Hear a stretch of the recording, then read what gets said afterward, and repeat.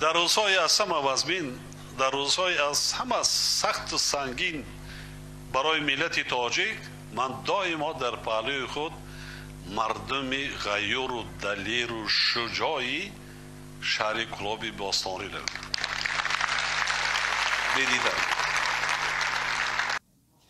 نواره که دیدن هموطنان گرامی، ای رحمانوفی مشرنیک، مکار، دروغگو، رزیل، ناپوکه که در هر یک ناحیه، هر یک ولایت، هر یک دهه و قشلاق، کوچه و محله ایده که میروه، انم خیلی فریب میکنه، مکر میکنه، حیله میکنه، افسانه میگه.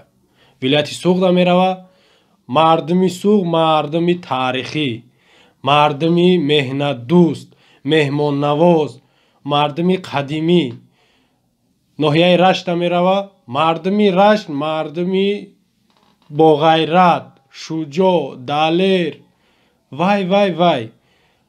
طرف پامیر میروه، اوجدن مردمی پامیر، مردمی نوتکرار، مردمی بسیار زحمتکش، بسیار مهنت دوست، مهمان نواز.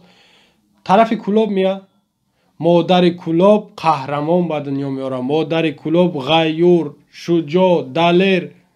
همه همی دروغ گپوش، همش. دولت سوخت چند بار قتل کرد، کشتار کرد، چند بار. زندانیا را قطعی زندانبان ها چخیل کشت. مرز واروخ، چارکوه و بادکند ایکو قرقیزستان تا زیره حل نشیده، در اوجا خونریزی های جنگ های قتل هست.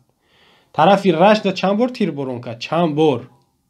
طرفی پامیر دا چخیل تیر بارون کرد و درنگ کلاب دا چخیل نفرهایی که دلیر بدن، شجاع بدن، مردم میشناخت چون گیرای گویا یا قهرمان نوترس گرینی، همش گرفت زندان کرد یا کشت یا نابود کرد. این همی رحمانوف، این همی ابله، این همی مشنیک، این همی دروغو، این همی شیطان، این همی راهزن. دروغ میگه، دروغ میگه، دروغ میگه.